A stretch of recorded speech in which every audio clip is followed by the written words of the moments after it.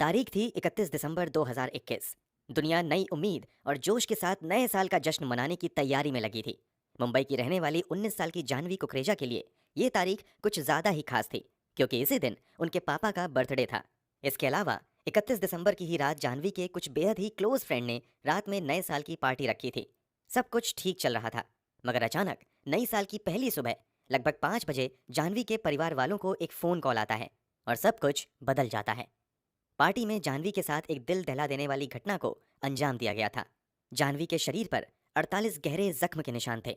उसकी खोपड़ी, जबड़े और रिब की हड्डी तक टूट गई थी। तो आखिर जानवी के साथ इस पार्टी में क्या हुआ था और जानवी के साथ हुई घटना के लिए जिम्मेदार कौन था, जानने के लिए वीडियो में आखिर तक बने रहिए। यकीन मानिए, पूरी कहानी सुनकर आपका कलेजा दहल जाएगा। ये कहानी भले ही जानवी की है, मगर ये पूरी कहानी जानकर हम आप भी अपनी बहन बेटियों को अगली जानवी बनने से बचा सकते हैं।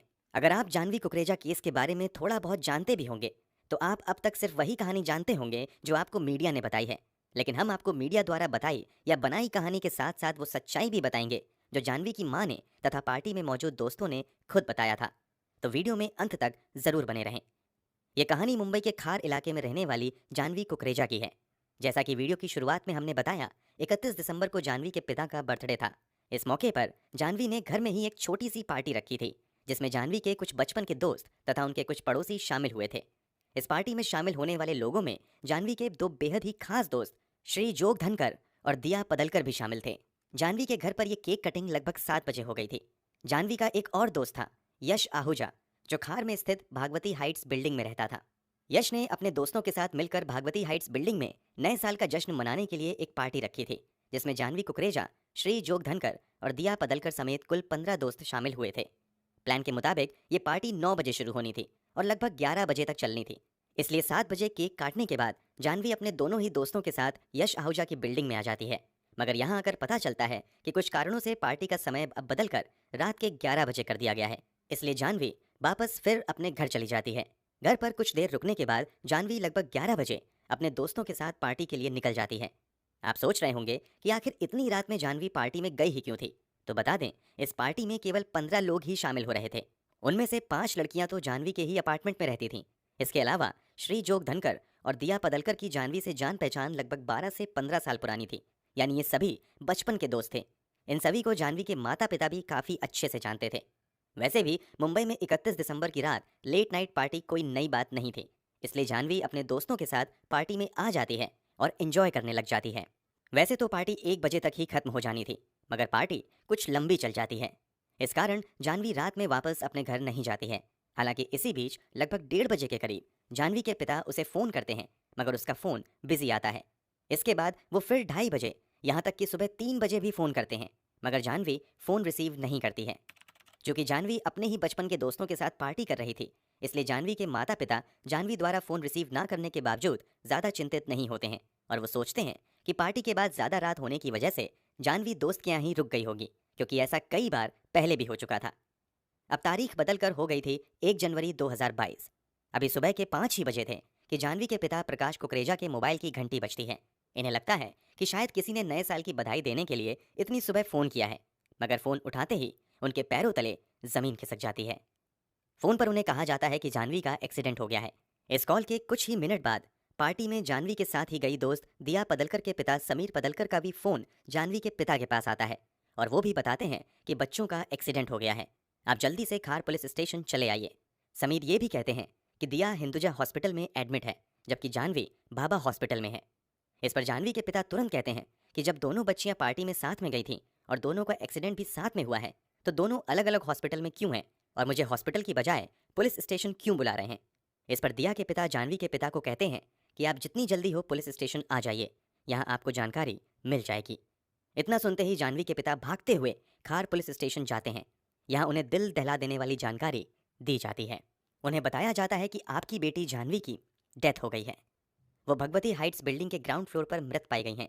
ये वही बिल्डिंग थी जहां रात में पार्टी हुई थी।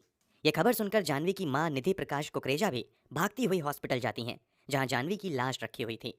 मौत की खबर के बाद कुछ कागजी कार्यवाही पूरी की जाती है और फिर जानवी का पोस्टमार्टम किया जाता है और फिर लाश को अंतिम संस्कार के लिए परिवार को सौंप दिया जाता है।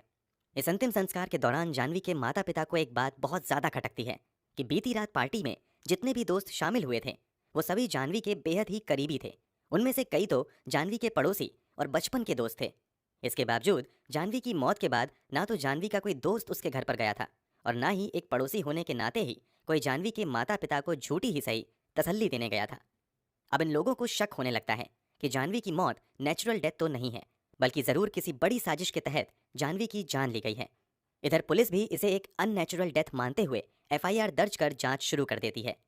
पुलिस जांच में कई हिला देने वाले खुलासे होते हैं। पुलिस सबसे पहले पार्टी में मौजूद लोगों के बयान दर्ज करना शुरू करती है। पार्टी में यशना आहूजा भी शामिल थीं। पुलिस पूछताछ में यशना बताती हैं कि पार्टी भागवती हाइट्स बिल्डिंग के 8th फ्लोर की छत पर हो रही थी। पार्टी के दौरान सभी से अलग होकर श्री, दिया और जानवी एक साथ कोने में बैठे हुए थे। यशना के मुताबिक वहां बैठकर श्री जोग धनकर जानवी को किस कर रहा था। इसी बीच दिया उठकर श्री के बगल में रखे मैट्रेस पर सो जाती है। इसके अगले ही पल श्री दिया के साथ इंटीमेट हो जाता है। श्री की इस हरकत से जानवी को काफी गुस्सा आ जाता है और यहीं पर श्री, दिया और जानवी की कुछ कहा सुनी हो जाती है। यशना आहूजा की बयान के मुताबिक इसके बाद उसने देखा कि जानवी किसी से फोन पर बात कर रही हैं और रो रही हैं। पुलिस अब ये पता लगाने में जुट जाती है कि आखिर जानवी ने इतनी रात में फोन पर किससे और क्या बातें कर रही थीं। जांच में पता चलता है कि इस झगड़े के बाद जानवी ने 1:40 के आसपास अपनी एक दोस्त पर्णिका नेहरूला को फोन किया था। पर्णिका पूछताछ में बताती हैं कि जानवी ने उसे फोन करके श्री और दिया की हरकतों के बारे में बताया था। पर्णिका के मुताबिक जानवी को श्री की ये हरकत बिल्कुल भी अच्छी नहीं लगी थी। पर्णिका के दावे के अनुसार फोन पर जानवी ये भी कहती हैं कि वो दोस्त के तौर पर ना तो श्री जोग धनकर को खोना चाहती हैं और ना ही दिया पदलकर को। इसके बाद जानवी फोन काट देती हैं। ये आखिरी बार था जब जानवी ने किसी से फोन पर बात की थी। इसी के बाद 2:20 के आसपास जब पार्टी में शामिल कुछ दोस्त घर वापस जाने के लिए नीचे आते हैं तो उनकी नजर ग्राउंड फ्लोर पर पड़ी जानवी पर पड़ती है। जानवी को मरा देखकर खार पुलिस को जानकारी दी जाती है। पार्टी में शामिल सभी लोगों का बयान दर्ज करने के बाद पुलिस क्राइम सीन की भी जांच पड़ताल करती है, जहां से कुछ अहम सुराग पुलिस को मिलते हैं। पुलिस को बिल्डिंग के 5वें फ्लोर की सीढ़ियों पर पीले रंग की चूड़ियां मिलती हैं जो जानवी ने पहनी हुई थी। 4th फ्लोर पर जानवी का एक सैंडल मिलता है, जबकि दूसरा सैंडल जानवी के पैर में ही ग्राउंड फ्लोर पर था। जानवी का ईयररिंग 3rd फ्लोर पर था, जबकि 2nd फ्लोर पर जानवी के हेयर बैंड्स मिलते हैं। 3rd फ्लोर पर खून के भी निशान मिलते हैं, जबकि 2nd फ्लोर की सीढ़ियों की रेलिंग पर से बाल के नमूने बरामद किए जाते हैं। डीएनए जांच में खुलासा होता है कि खून और बाल जानवी के ही हैं। पुलिस आगे जब श्री जोग धनकर की तलाशी लेती है तो उसके पास से पार्टी वाली रात पहनी गई शर्ट भी बरामद होती है, जिस पर खून के निशान पाए जाते हैं। जांच से खुलासा हो जाता है कि श्री की शर्ट पर जानवी का ही खून था। कुछ दिनों बाद जानवी की पोस्टमार्टम रिपोर्ट भी आ जाती है, जिसमें खुलासा होता है कि जानवी के शरीर पर पूरे 48 गहरे जख्म के निशान हैं। उसकी खोपड़ी की हड्डी तक टूट गई थी। पोस्टमार्टम रिपोर्ट के मुताबिक उसके सर को काफी जोर से रेलिंग पर मारा गया था। जानवी के शरीर की कई दूसरी हड्डियां भी टूटी हुई पाई गई थीं। दोस्तों के बयान और जुटाए गए सबूत के आधार पर पुलिस इस पूरे मामले में श्री जोग धनकर और दिया पदलकर पर जानवी कुकरेजा की हत्या का मामला दर्ज करते हुए जांच आगे बढ़ाती है। कुछ और सबूत जुटा लेने के बाद इन दोनों को गिरफ्तार भी कर लिया जाता है। क्योंकि ये केस काफी सुर्खियां बटोर चुका था, इसलिए पुलिस तेजी से जांच करते हुए अप्रैल महीने में ही 600 पन्नों की चार्जशीट भी फाइल कर देती है।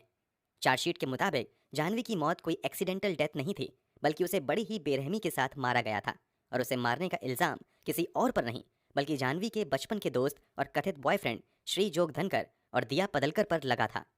हत्या की वजह और भी ज्यादा चौंकाने वाली थी। पुलिस ने इन्वेस्टिगेशन के दौरान पार्टी में शामिल बाकी सभी लोगों का बयान दर्ज किया और सबूत इकट्ठा किए। इनके आधार पर पुलिस ने दावा किया कि श्री जोग धनकर और दिया पदलकर ने पहले जानवी को बड़ी बेरहमी से मारा और फिर 2nd फ्लोर से ही इसे धक्का दे दिया। पुलिस के मुताबिक हत्या की वजह लव ट्रायंगल थी।